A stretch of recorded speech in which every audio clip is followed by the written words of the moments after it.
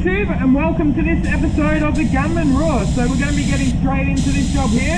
It's all been prepped up, wiped down, ready to go. So I've got the wet on wet primer here in the gun, and so yeah, we've actually got two jobs here today. We've got this brand new rear bumper from a Toyota Camry, and we've got a Volkswagen Polo. So with this job here, I've mixed in the plastic primer with the wet on wet primer. So yeah, I like to do it that way.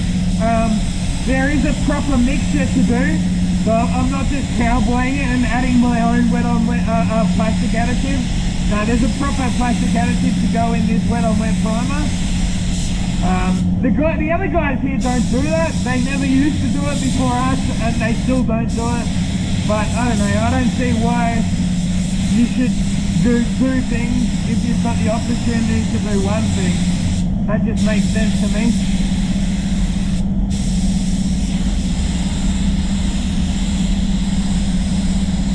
So I wiped it down with a bit of water cleaner. That's what I like to do, water cleaner and a microfiber cloth, and then give it a good blow down to blow off high pressure blower, but no tack rag. I've found that's the best way to do it. Just microfiber and then a good blow down and you're done. Anyway, I'm going to go give this gun a quick clean out, and I'll be back here when we're ready to mask up that Volkswagen Polo.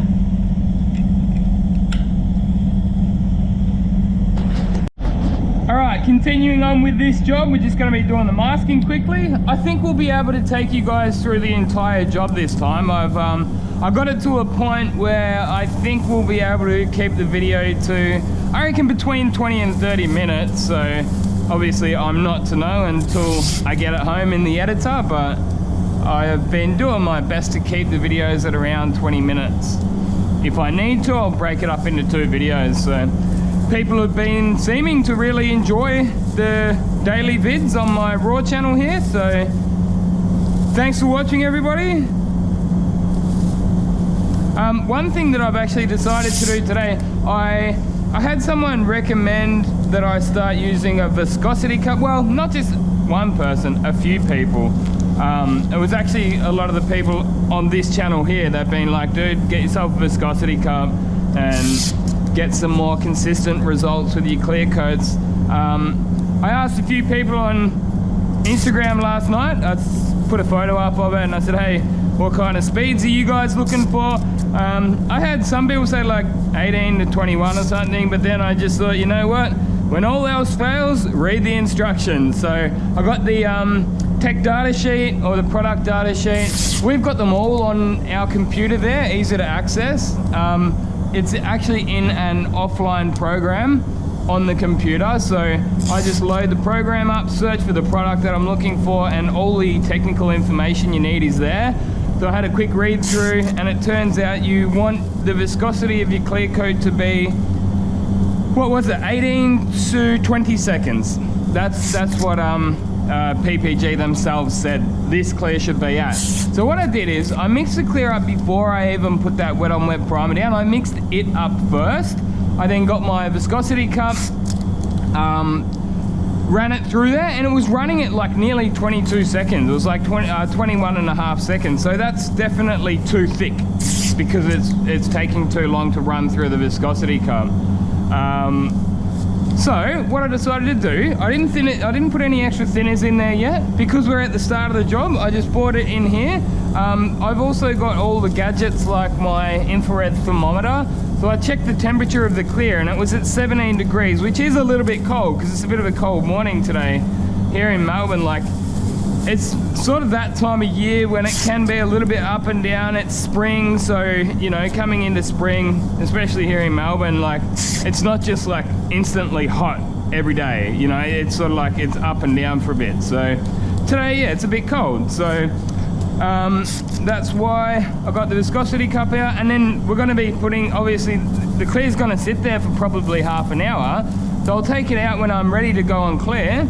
I'll check the temperature, and then I'll also recheck the viscosity. It might turn out that it's gone, and with the heat, it's gone and thinned it down. that's gone and made it thinner just with the heat. It'll be interesting to see how much heat we'll actually get into it just by sitting there. So yeah, we'll see, and I'll let you guys know as we go. But for those of you who don't know, I know there's, you know, people with varying levels of experience who watch my videos, but a viscosity cup just checks the thickness of the paint. It's really as simple as that. So I'll probably show you guys in another video. It's just got a little hole in it. It's a cup with a little hole down the bottom, and you put it into your paint, you lift it up, and you put your stopwatch on, and you see how long it takes to run through the cup. And that's about it.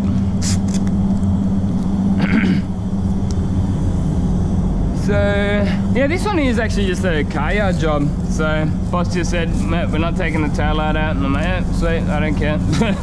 It's funny, like I still get some people give me a hard time about like masking parts up. It's like, dude, I don't even get involved with that kind of shit. Like, I don't even ask most of the time because I just don't care. It's like, man, if you want me to mask that up, just tell me. I'm not gonna say, oh, but look, I mean, there's gonna be some times when I'm like, oh man, look, because of this on the painter, can we get it taken out?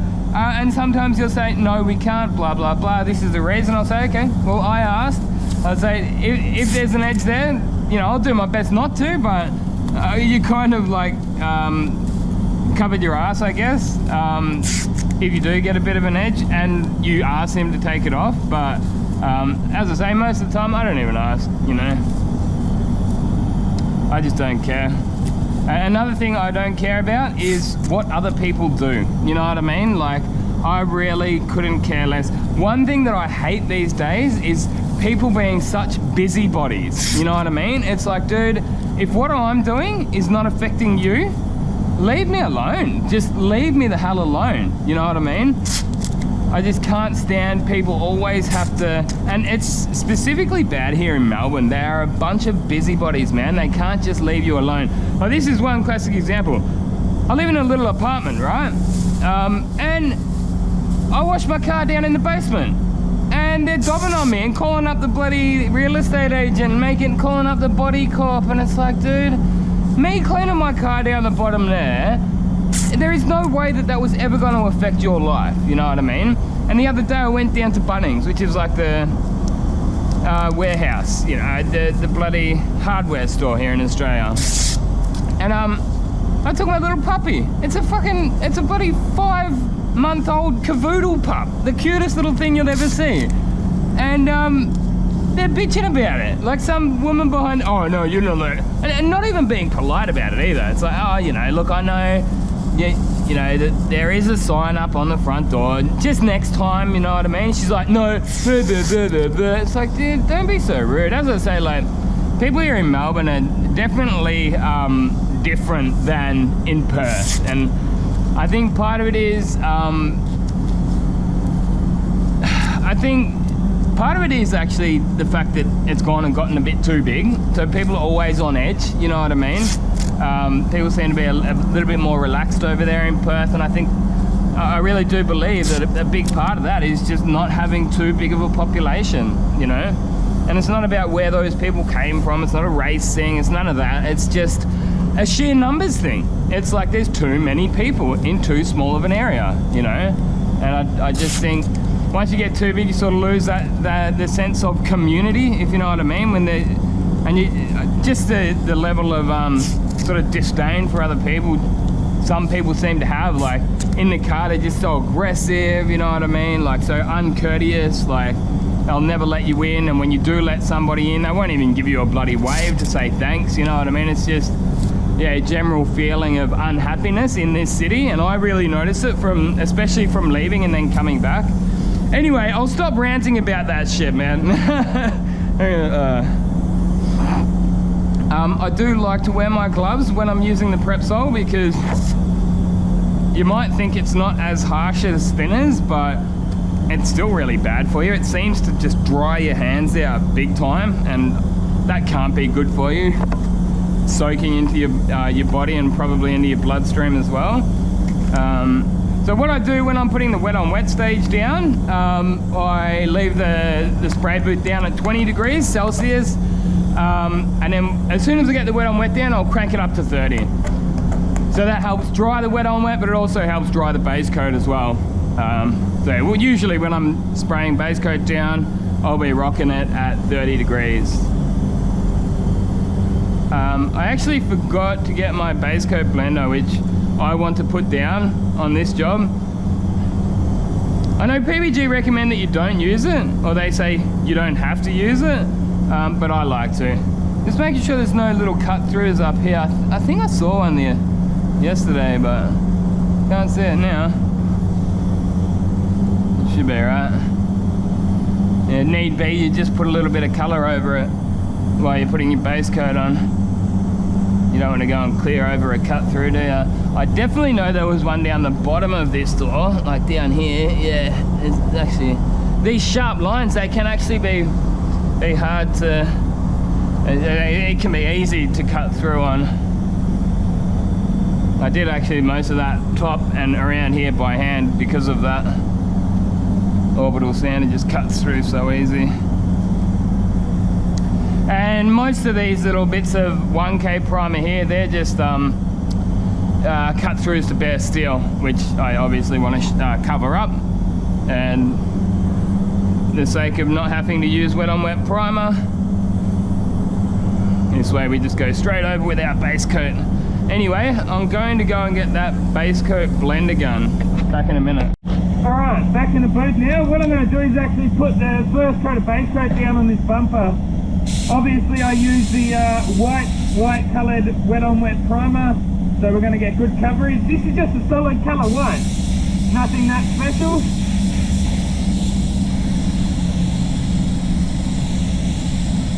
Sort of going pretty wet. I just want to put 2 coats of this base coat down. Obviously not as heavy as clear coat, but just a nice wet coat. I mean, it's probably covered already. You could probably just clear straight over this. But as I always say, get coverage and then put another coat on. That's always been my golden rule.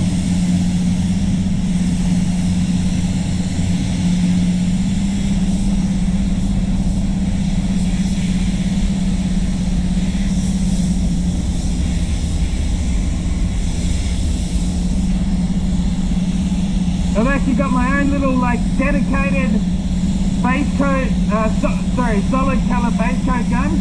That's what this gun is.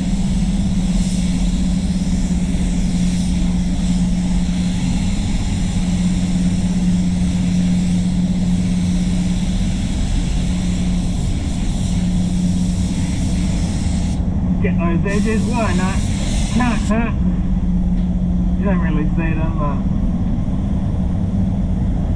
alright, so next up is a base coat blender in the I Want a Woody.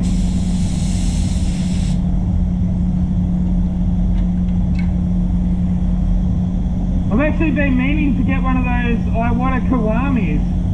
They're like 375 bucks on eBay. They look pretty good. I mean, to get yourself an Iwata for under 400 bucks, that's pretty damn good.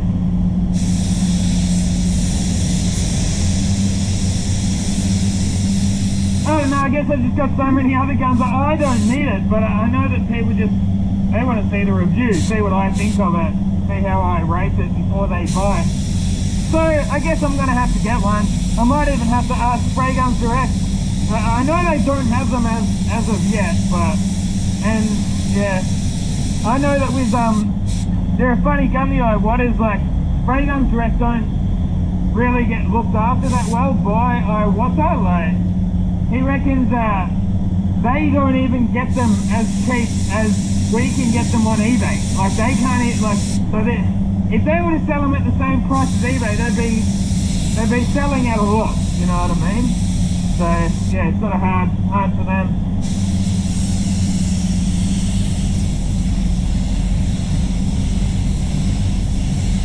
So yeah, look, I've done it both ways. I've tried both ways with this base coat blender.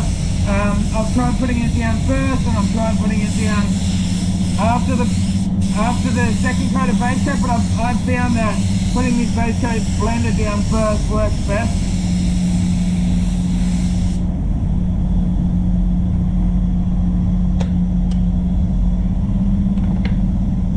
I don't really like tack ragging this base coat if you can avoid it.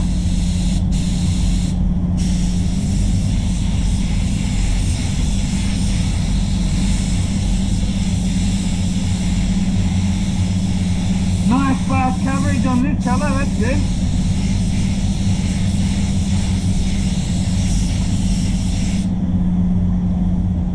So, I'm going to get my air blower and dry that down for a couple of minutes. I'll flick the cam off and I'll see you when we're ready for our second coat. Alright, time for the second coat. I'm going to do the usual dance I do when I paint a car. 5 psi, half a turn on the fluid, and then we'll put our second coat down.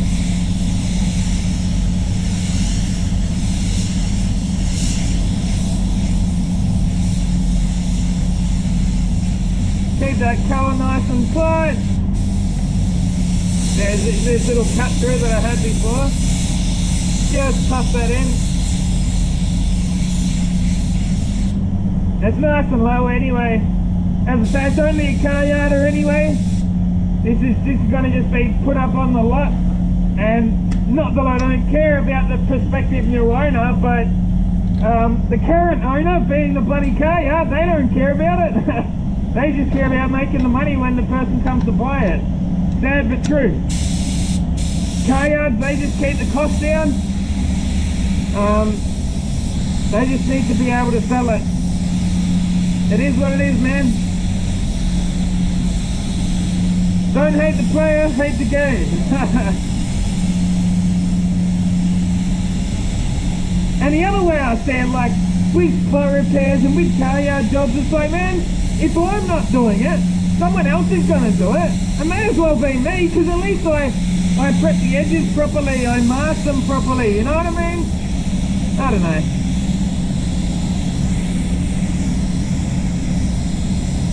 As I said, like, I do it properly to the best of my ability within the parameters that my boss has told me to work, you know? Same with those spot repairs, man. I reckon some people bitch about it because they can't do it. They did it once, they probably got a run, they probably got the colour wrong, they couldn't blend it properly.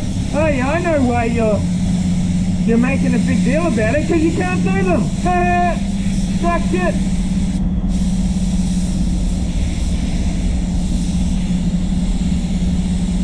I don't even know if these jobs are going today. They might be, but one thing I do love about this workshop here is that the management, they seem to, I don't know, they're good managers basically. They don't have that Friday rush. So yeah, today's Friday as of making this video. But yeah, they don't have that crazy ass bloody Friday rush that puts you under the pump. Like where I was working there in Perth, man, there'd still be 5 cars that weren't even painted yet that had to go on every Friday, man. I busted a gut over there, man.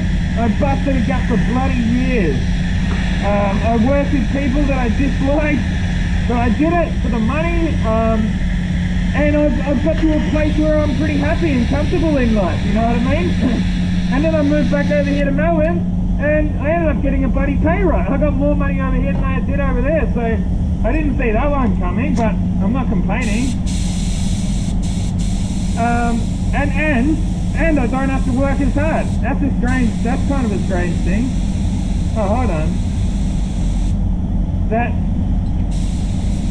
That's right. I think I might have gone in an extra turn. I might have left the gun settings for the first coat at the last coat from the last job, so I think I was in 2 turns when I wanted to be in 1. Oopsies. Doesn't matter. I think that's about us, man. I'm going to dry that down and make sure I am happy with the blend, make sure that it looks all good, It can be hard to tell when they're wet. But as I say, I'm going to go out and I'm going to check the viscosity on this, check the temperature on it. It'll be interesting to see if it has raised the temperature, even if it's just by a little bit. And I'll let you know how we go. That blend looks good straight away, man. It disappears when it dries. Alright, I'll be back here in a minute with the clear on the gun. DV1, C2, baby! Woo!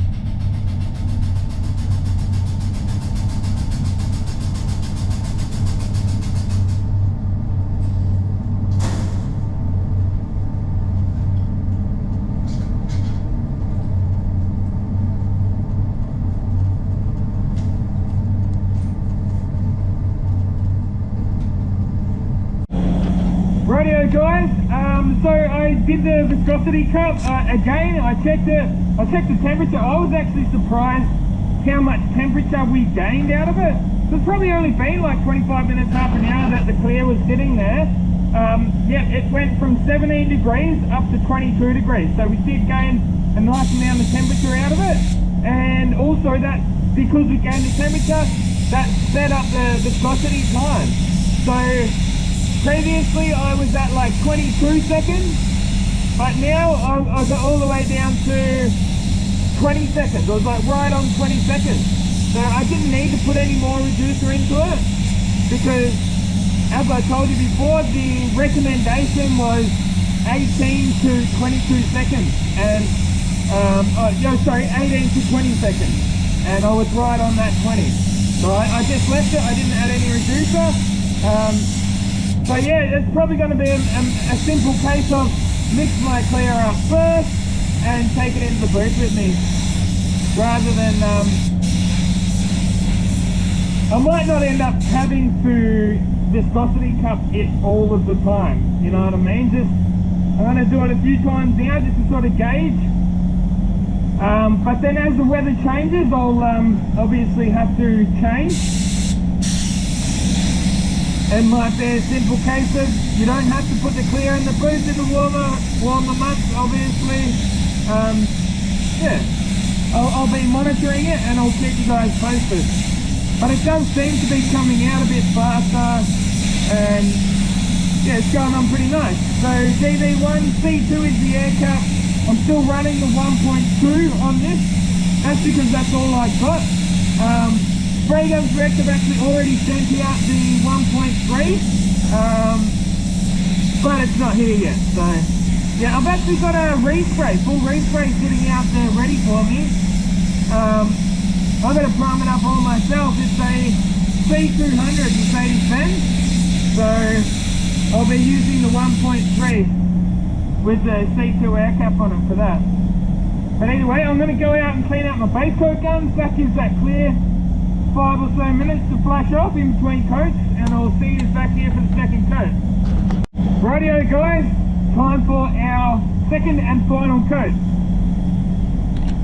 You can see, like in that first coat, you've got that little grainy effect of some of the overspray. We'll sort that out with our second coat for sure. And that's why I like to sort of leave it for a good 5 minutes in between coats, because it allows that second coat to sit right up on top of that first coat, rather than sort of melting in and becoming one.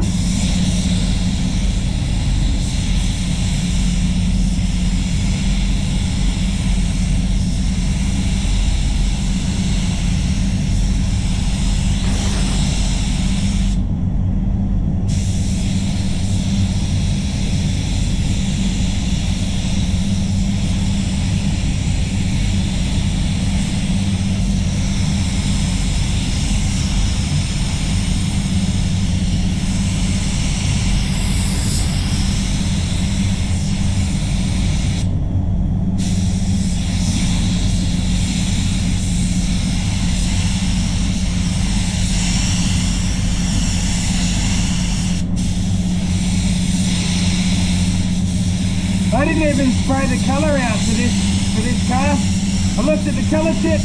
I said, good enough, mate. Showed the boss. I said, good enough for a car yard job? He said, yep, just paint it, man. And these colour tips do actually replicate pretty well. I'm yet to have one not replicate well. Yeah, look, if I'm ever 50-50 on them, I will spray them out. Most of the time when I do mix and paint, it's a blend. Obviously here is a blend. The only spot that's going edge to edge is just down there on the bumper. So we checked it to the bumper, it was pretty good. Just do a little bit of a fade out. I'm using the bloody PPG fade out thinner. It's shit. I'm gonna be straight up with you, man. It's shit. It's got nothing on the AK350, man.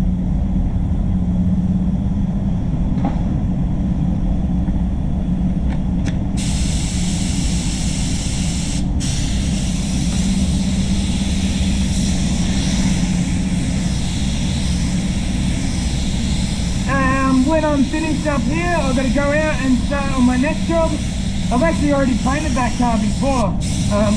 Well, the car just came back. It's not like a rework or anything. I painted the front bumper and blend on the guards about a couple of months ago, a month or two ago, and now it's back into the rear. So it's like a little blue Nissan Juke.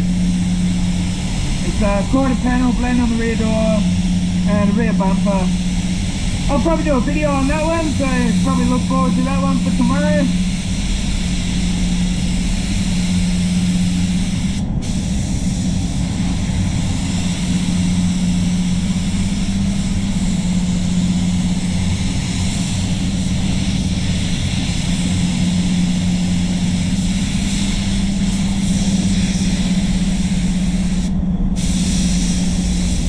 And after that, I'm straight onto that respray, that C200 Benz. I think it's a respray. I mean, I'm not sure if they're painting the roof or not, but it's either a respray or pretty damn close. Either way, I'll be doing a video on that one too. So yeah, lots of videos coming in the future, guys. That's about us. Probably about 50 to 100 mils wastage, which is what I was expecting. That bumper's nice and clean, probably won't even get buffed. This job's nice and clean. It might only get a very quick one, if that, especially being a car yard job. I'll give you a quick look over the job.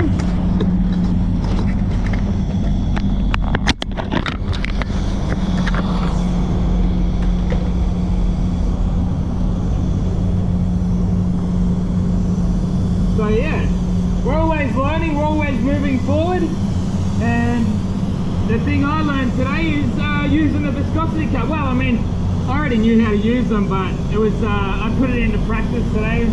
I don't use them on most jobs.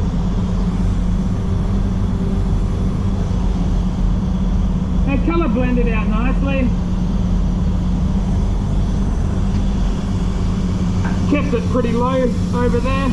Just blended around there, and then got this rear bumper too. That looks nice.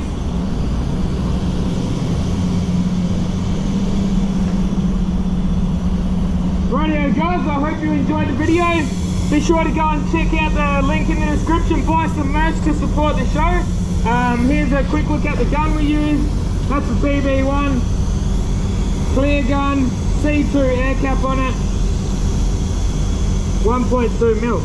Until next time, get out there and paint some shit. Woo! Gunman out.